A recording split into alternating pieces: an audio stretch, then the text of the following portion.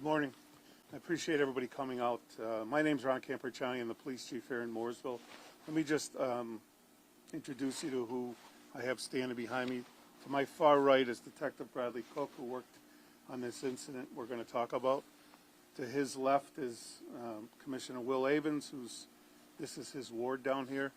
To his left is another commissioner who's on the Public Safety Commission, Frank Owens. To his left is Assistant Chief Jamie Quinn, who's over CID, and to his left is First Assistant Chief Joe Cook, who's over patrol. I'm going to read a prepared statement that you all get, and then I'm going to talk a little more about some stuff, and then I will take questions. On December 12th, 2025, at approximately 9:04 p.m., the Mooresville Police Department received several phone calls from concerned citizens stating that they had heard several gunshots in the area of Lake Glen Drive in Mooresville, which is where we are right now. Along with the phone calls, Mooresville Police Department also received an alert of gunshots from ShotSpotter, an acoustic gunshot detection system. Officers arrived on the scene and located several spent shell casings in the middle of the road on Lake Glen Drive. During the investigations, detectives determined two males were walking up Lake Glen Drive towards Selma Drive when they are fired upon by two subjects lying in wait by another apartment building.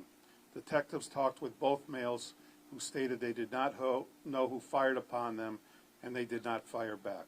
Both subjects stated that they ran back to an apartment on Lake Glen Drive after they were fired upon. While talking with both subjects near the apartment on Lake Glen Drive, there was a strong odor of marijuana coming from the apartment. Detectives reviewed surveillance footage and determined that one of the males fired a weapon as he ran back to the apartment on Lake Glen Drive. The male is under the age of 18 and is not allowed to possess a firearm. A search warrant was executed at the apartment on Lake Glen Drive, and 3 firearms were located inside. One of the firearms was confirmed stolen. Another firearm was found to have a serial number that had been altered. During the investigations, detectives confirmed that the incident was gang-related due to documented gang members arriving at the incident location. The facts surrounding this incident were presented to the Department of Public Safety, Juvenile Justice, and Delinquency Protection, which did not issue a secured custody order for any of the involved juveniles. So, that last statement is what we're here to talk about today. We recovered 19 shell casings in this area from that shootout. 19. We received 7 calls from residents in this apartment complex. 7 residents that had to hide in their apartments because there was just gunfire going on, and literally something like the OK Corral shootout was going on down here. We appreciate the people that called. One woman was in the parking lot when this shooting was going on. She had to sweep up her child in her arms and run into the house. You've all been doing this a long time. You work in Charlotte. You talk to things. You know that these bullets sometimes go through windows, go through doors, and hit people, innocent people in apartments. And that's what we're worried about here. These knuckleheads, most of the time, hit everything but what they're aiming at. They just fire indiscriminately. Now, the whole point of this press conference is that several years ago, this police department came up with a very strategic and comprehensive plan to come up with ways to make this community as safe as we could make it. We knew that the growth was going to be exponential in here, and we knew with that comes a certain amount of crimes. So we spent a lot of money, we spent a lot of man hours, we put a lot of thought into what we need to do. What we didn't plan on, what we thought we had a partner, was with the juvenile justice system. So what all that means when I said that is that at the end of the day, they let that person come back here that had the firearms, that was involved in the shooting. They just let them come back here because according to them, it didn't meet their criteria. Well, if 19 shots in an area like this that you can see does not rise to their criteria, I'd like to know what their criteria is. We get asked, there isn't a day that goes by that I'm not asked, Chief, why are you doing this? Why did you guys do this? Why they didn't do this?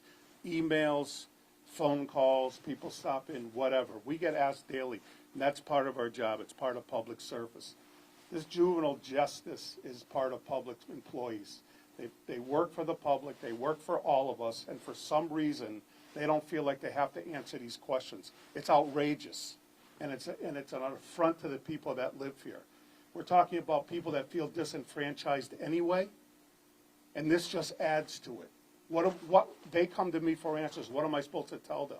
We've done everything we can, and they let these kids go back in. It's outrageous, and somebody needs to answer for it. I'm hoping that some of you will ask those questions to them, because we certainly don't get. That's all we get. We get, well, it doesn't meet our criteria, and they hang up on us. That's the end of the conversation. Like I said, it's outrageous. I'll take your questions. Did you apprehend the suspect? Yeah, we had him. We had him in custody, and that's because he's a juvenile. We brought him back to the station, and then as part of our duties, we have to, notify juvenile justice. It's almost like, it would be like a magistrate. We call a magistrate to set bail, right? And they determine, and that's what they told us. Well, it's not in our criteria, so we're not going to hold them. Like I said, I don't know what their criteria is, but 19 shots, people firing back and forth, 3 stolen guns. And not only that, let me just address something else. We call stuff gangs sometimes, and people get all offended. So let me tell you what else happened. Why this was going on, a known gang member did show up with his mother in a car with a gun and told our officers, well, I showed up here because my boys said they were in a shootout, so I was coming to help them. So it's gang related. Somebody gets offended by it, they can call me later on. It was gang related. So, people have a right to live here and be safe in their homes, and we've done everything we can to try to do that. Like I said before, we can't do all parts of the criminal justice system, right? We expect to have partners in this. We don't have any partners right now. That's outrageous. So once you apprehended this person, how old is he? 17. Okay.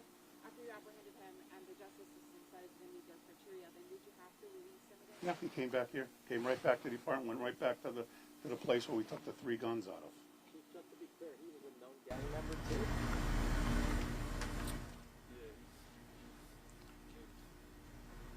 Brad, step up here. As far to answer your question, he is in the process of being validated as a gang member. And there's another one with him. There's another person. She not charged or taken? So none of we had some other charges. We were gonna, this is still an ongoing investigation. We expect to have more charges. That was the easiest one because it was his apartment. We saw him with a gun. We saw him on the video firing it. That was pretty simple. We were looking for related charges. We still are. But we're not expecting much to come from that. Are there other crimes that these gang members are involved in? This is bad. This shooting was terrible. Are there other incidents that they're involved in outside of this? We believe so. Like I said, for the fact that one guy showed up with a gun because he heard his boys were in a shootout, so he was coming there to help them. And I can tell you, hold on a second.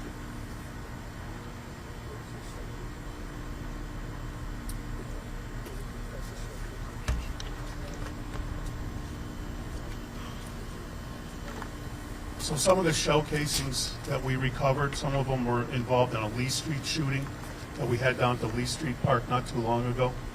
We believe some others were connected with Charlotte. We're still trying to make those connections with the shell casings we recovered. So, yeah, these guns are finding their way all over the place. Chief, any chance your department could provide some pictures of the shell casings, the gun that you see, some of that stuff, so we can use that for our coverage? Sure, we can get that. We can, right, Daniel, we can get that. I'm going to let Will Avens come up here and speak because he represents this community. Hey, Chief. He's as outraged as I am, I believe. Go ahead, Dan.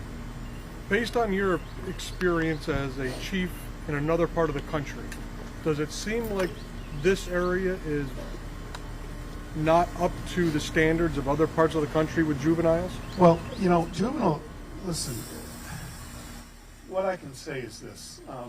There's always a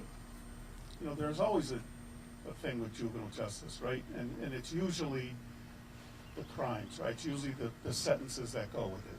It's usually what I've been used to most of the time is, they don't get sentences. I've used the analogy, it's kind of like going through life with Monopoly money, right? It really doesn't mean anything. that was really sort of the complaints that I've had over the years. It's just the sentencing. But I've never seen it where they just release these people, especially something like this. Like I've said, I don't want to keep repeating myself, but if firing in this place, and they were down farther down, if you want to, it's up to you if you want to ride down there later, but it's sort of close down there. And, you have 19 shots, and they're just ripping them. And they're running and they're whipping. I mean, it's like it's just like it's like a TV movie. It's crazy. Let me just say something, Dan. So, like I said before, but what do I tell the people? And the fact that, listen, I think we've made a lot of inroads here. I am happy that 7 people here, because that's been the other thing, and I've used to dealing with that. Usually we get it, and you cover this stuff. You know, a lot of times you don't get any calls. The police don't get any calls. We're happy that 7 people down here. 7 families were scared for their lives that they called us. But then what do you tell them when they're looking out the window and they see the kid walking back in his apartment a couple hours later? It's, like I said, it's horrible. Can you say what the charge would be if this person was 18 years old, and what type of charge he? Brad, you want to handle that? Just based off it being an ongoing investigation, all I'll say is they would be felony charges. Thank you.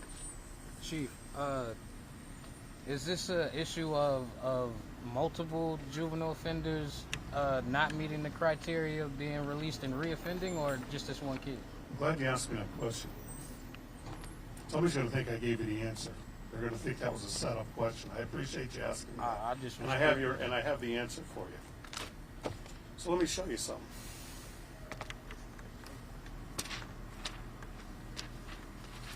All this that you're seeing here,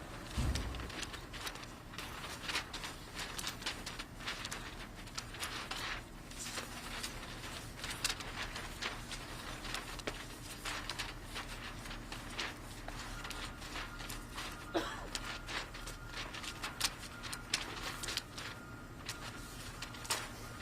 think I made my point. These are just from 24 and 25 of people, of juveniles that we had. All of these had a violent crime proponent to them. 3 of these involved firearms. 4 of them were chases. 1 was a robbery. There's a number of other things in here. Canines pursuit, fighting. All of these, 1 involved a firearm where a juvenile was at cookout, waving a firearm around, threatening people out there. We found the firearm on him when we got there. Every single one of these were not held.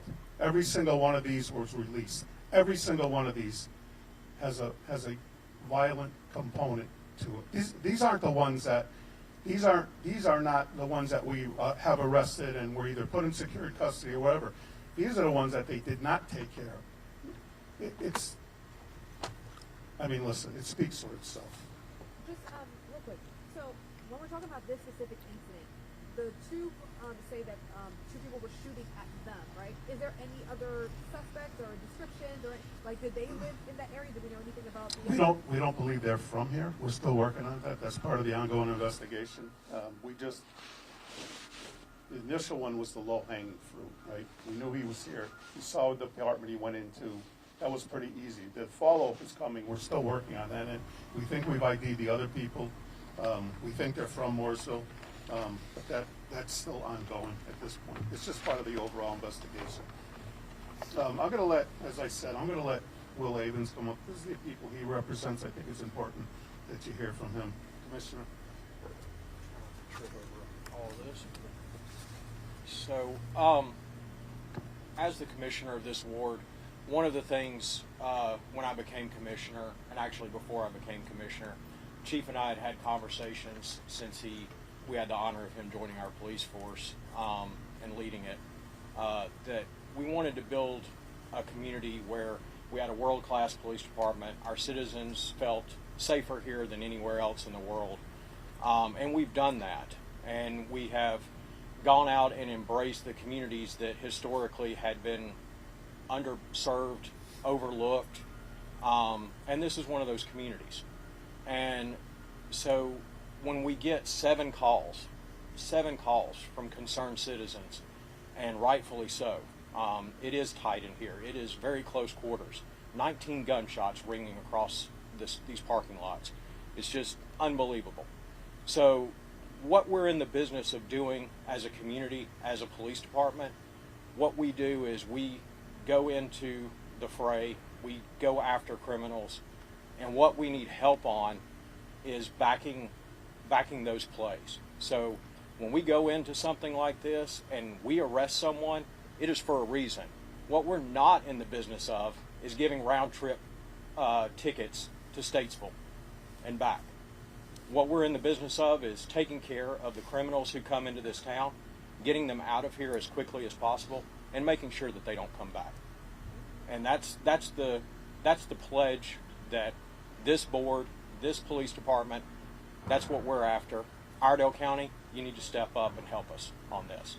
When it comes to incidents outside of this specific one, is this community an area where there is troubling events that occur commonly or regularly? And then is there any efforts you guys are doing to step up security or any extra patrols? What are you guys doing on top of it? Historically, this has been an area where we have seen there are good people here. Period. That's the problem. There are very good people here, but crime does seem to find its way into this area. Gang violence does seem to, and we have stepped up. We've installed cameras. We have systems that, Shot Spotter and things like that are alerting us even quicker than we ever have before. The chief can speak more to all of that technology, but the pledge of our town, of our community, is safety. You are going to be safe in the town of Mooresville, and criminals, you just need to find another place to go. Let me just,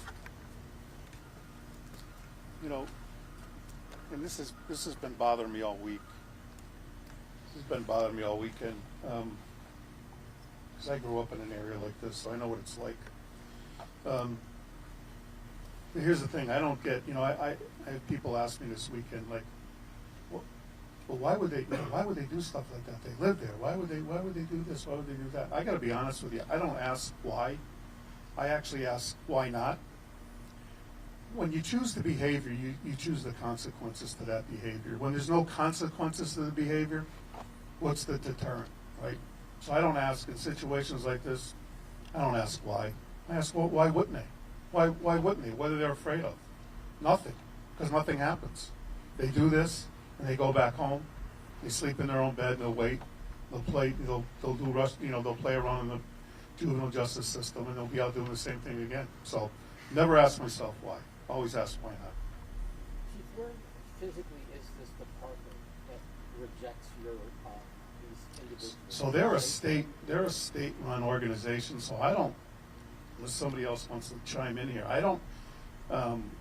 They call. They could be from anywhere. I think the person that called us the other day, that Detective Cook talked to, her number came back to Lexington, I think. So I think they're on call, so they could be anywhere. And that's the other thing, right? We're here. We're embedded in this community as much as we can be, and then we're having people make a judgment call that aren't from here. And just, we don't think that meets our criteria. Like I said, I don't know what that criteria is, but boy, I would really like to know, because if this isn't enough, if this is not enough, forget about all this, right? Let's just put that aside for now. If this one incident isn't enough for them to take a juvenile and secure them, I really don't. I'm at a loss. Listen, I've said this before a million times. I've been doing this for 40 years. I've never seen anything like this. If this doesn't rise to the level where somebody needs to be put away, then I'm at a loss for words. But that's a great question for them. Two questions. The 17-year-old, is he someone you guys are familiar with? Does he have prior criminal record? We are familiar with him, yes. But no record that you can know of? We're familiar with them. We'll just leave it at that. Got it. And then you said he was with a second individual. Did that second person, was that a juvenile? And then did Yes. they face anything? Well, again, part of the ongoing investigation. Okay, Right? got We it. took like I said, that was sort of the low-hanging fruit. That was simple. We saw him. We knew it was his apartment. It was easy to that Got it. just to get him out, to get him out of here and get the guns out of here that night. The rest of the investigation is still ongoing. That was what needed to be done that night, which we thought was going to alleviate the problem. Obviously, it didn't. Chief, is there any appeal process for this for a district court judge or a superior court judge? I don't have any idea, Dan, to be honest with you. I don't know how that works. If the suspect remains in the apartments, how does the community feel about it? Are they reaching out to you with concerns? Well, good question. I think you should talk to them because they haven't reached out to us yet. But how do you not be concerned, right?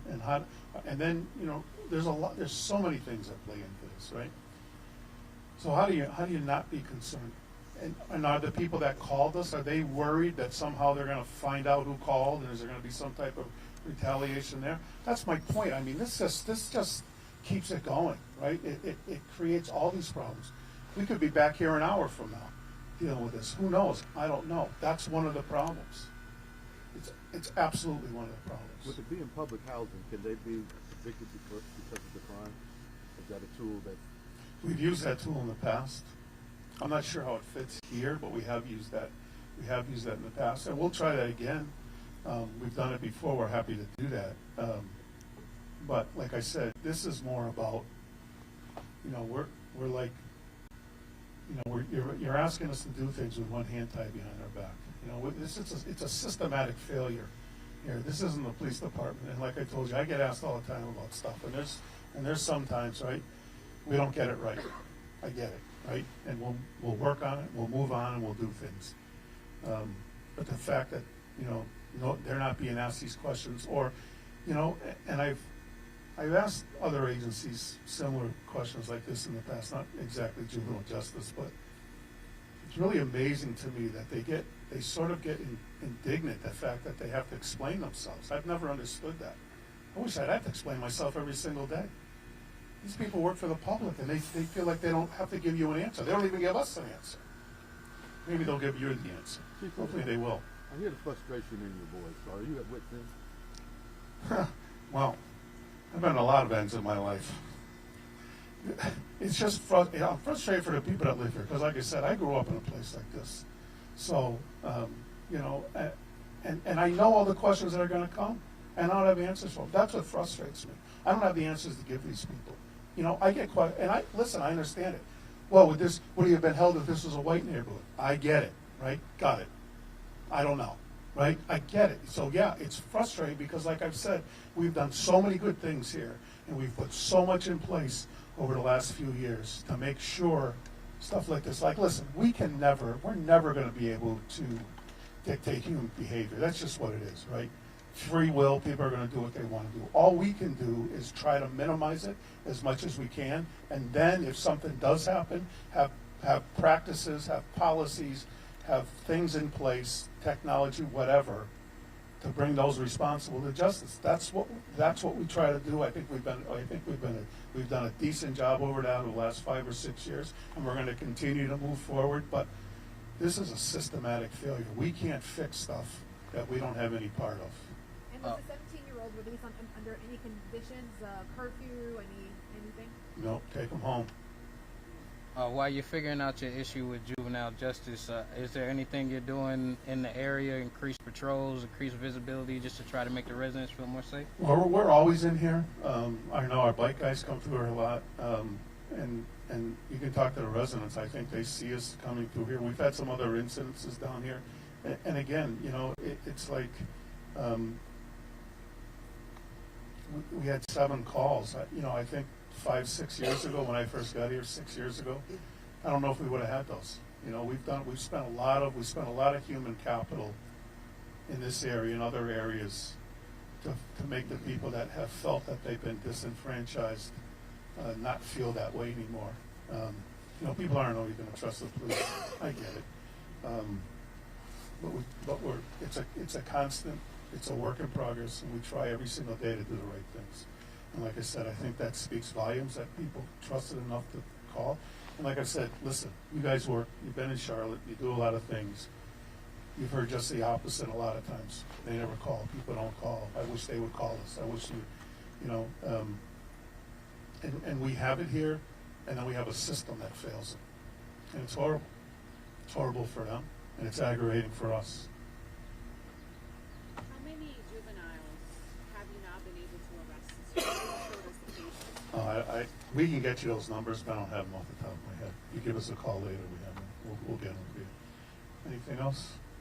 Have you been successful in getting a securement for a juvenile with all the juvenile crime that Mooresville has seen recently with some of these car chases, anything? Well, like I said, Dan, these is just this year and last year. And all these had a violent component to it, and none of them were secured. So it's been frustrating. Like I said, this isn't an isolated incident. This isn't just one thing. Oh, the chief's blown it out of proportion and all of this stuff. No, I've had it. Enough with this nonsense. So, thank you.